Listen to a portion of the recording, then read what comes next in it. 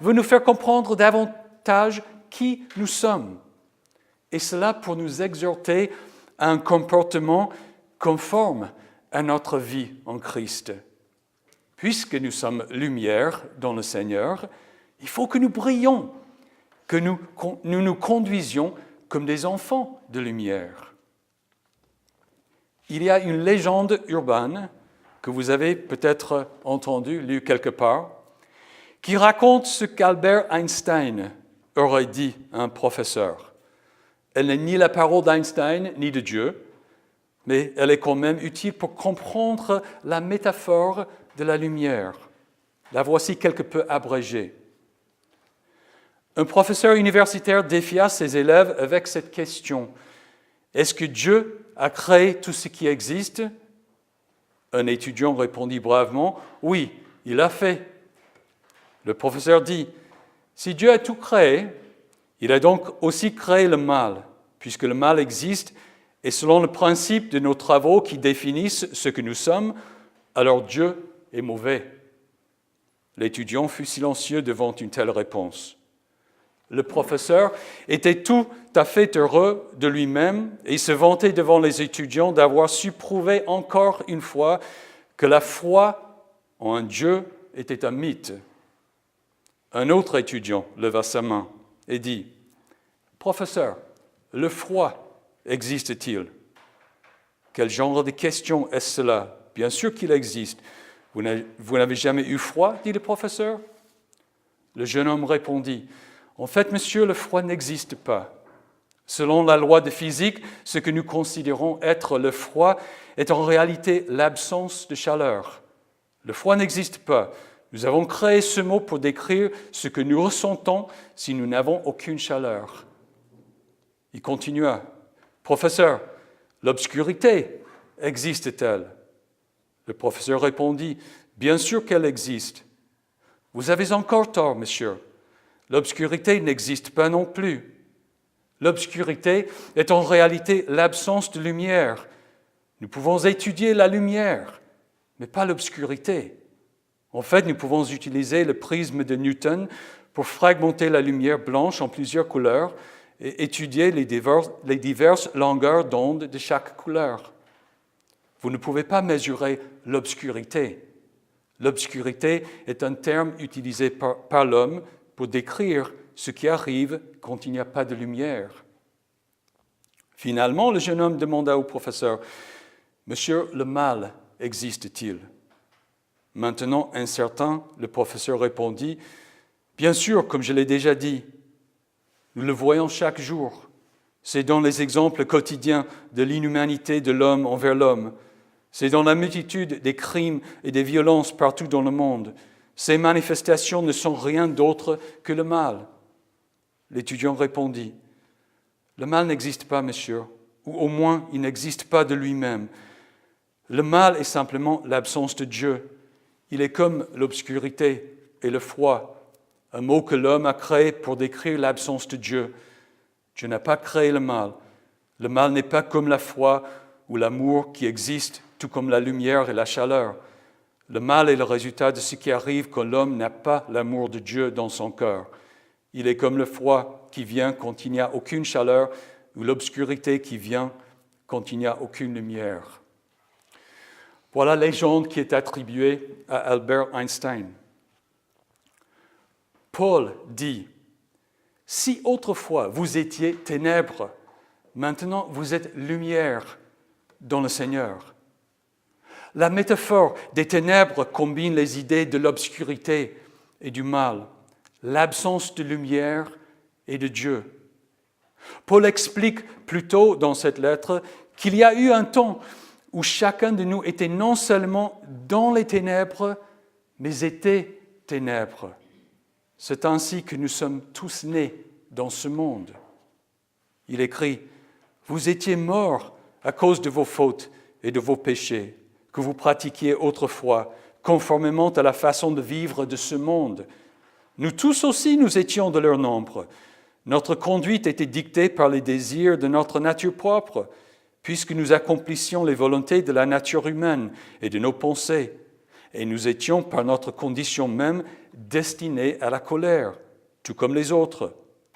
À ce moment-là, vous étiez sans Messie, exclus du droit de cité en Israël, étrangers aux alliances de la promesse, sans espérance et sans Dieu dans le monde. Beaucoup de nous avons grandi dans une famille chrétienne. Il est peut-être difficile de nous identifier à cette description de ces anciens païens du premier siècle de notre ère. Ai-je jamais été mort à cause de mes péchés et mes fautes, sans Dieu? Dans un sens technique, peut-être non. Tu as peut-être été baptisé étant tout petit et tu as toujours connu Dieu dans ta vie.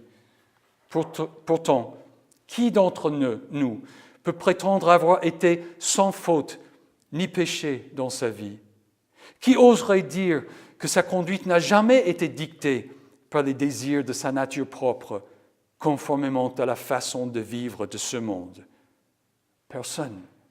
Et cela est la preuve que nous portons les ténèbres de cette ancienne nature, cette nature corrompue. C'est pour cela que nos parents nous ont fait baptiser, ou que nous avons été baptisés plus tard si nous n'avons pas grandi dans une famille chrétienne. Paul dit, si autrefois vous étiez ténèbres, maintenant vous êtes lumière dans le Seigneur. Vous êtes passés des ténèbres à la lumière parce que Dieu vous a sauvés par la grâce, par le moyen de la foi. Et cela ne vient pas de vous, Paul dit, c'est le don de Dieu. En effet, en Christ, vous avez reçu une vie nouvelle, une nouvelle nature. Et du coup, maintenant, vous êtes lumière dans le Seigneur.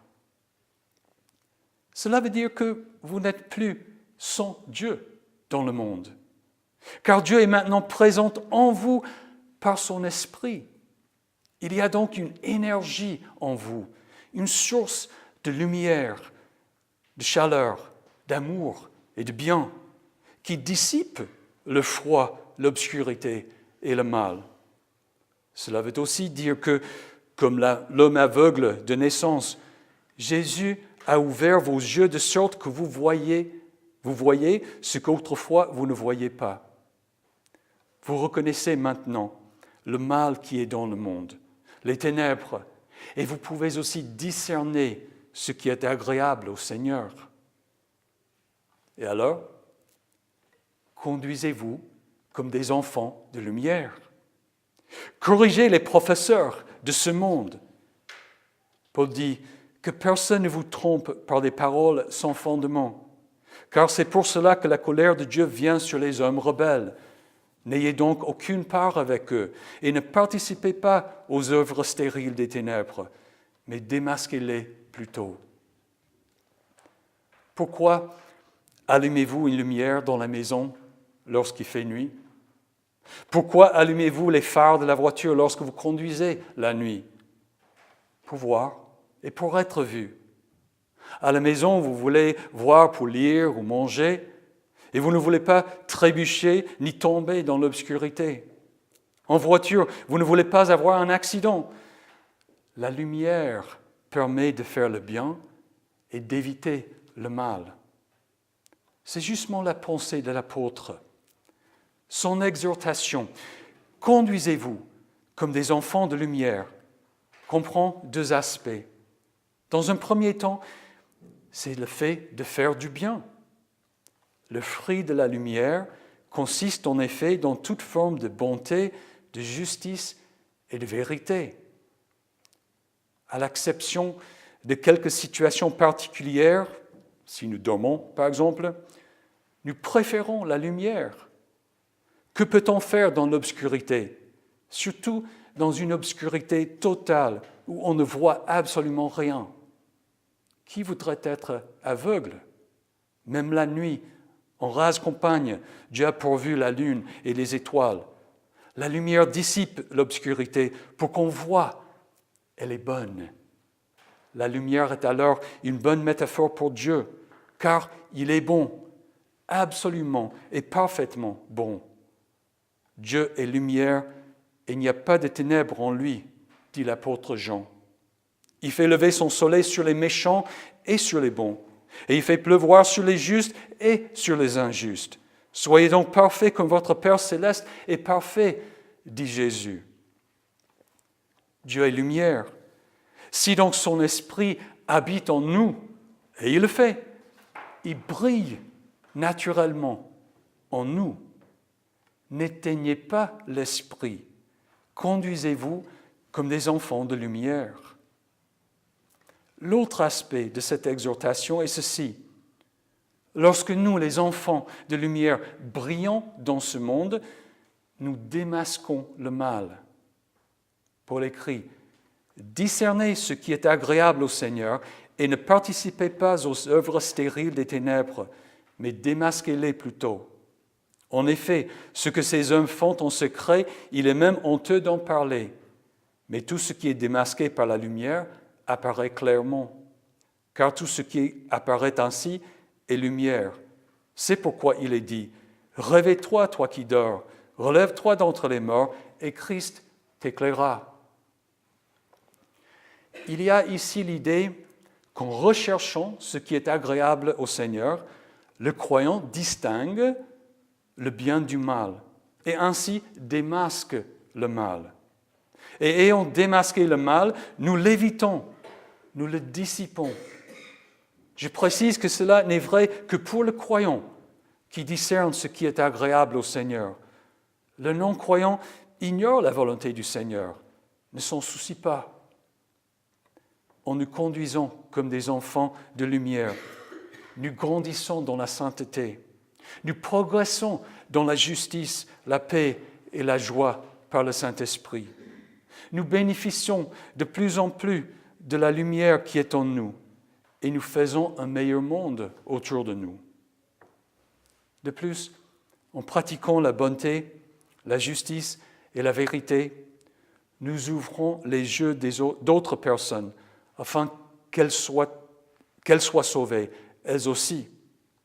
Paul dit aux Philippiens, « Faites tout sans murmure ni contestation, afin d'être irréprochables et purs, des enfants de Dieu sans défaut au milieu d'une génération perverse et corrompue. C'est comme des flambeaux dans le monde que vous brillez parmi eux en portant la parole de vie. » C'est ainsi que nous accomplissons la mission que Jésus nous a confiée, notre raison d'être dans le monde. Je t'envoie leur ouvrir les yeux pour qu'ils passent des ténèbres à la lumière et de la puissance de Satan à Dieu pour qu'ils reçoivent par la foi en moi le pardon des péchés et une part d'héritage avec les saints. Frères et sœurs, cette métaphore de la lumière nous fait comprendre qui nous sommes. Si autrefois vous étiez ténèbres, maintenant vous êtes lumière dans le Seigneur. Dieu nous a fait participer à sa vie, nous a ressuscités et fait asseoir avec lui dans le lieu céleste, en Jésus-Christ, Paul écrit. Quel privilège ou quel bonheur plus grand peut-il y avoir que de nous conduire comme des enfants de lumière, que de dissiper les ténèbres, la froidure, l'obscurité et le mal du monde. C'est marcher dans les pas de Jésus-Christ. C'est pourquoi conduisez-vous comme des enfants de lumière. Que la paix de Dieu, qui dépasse tout ce que l'on peut comprendre, garde votre cœur et vos pensées en Jésus-Christ pour la vie éternelle. Amen.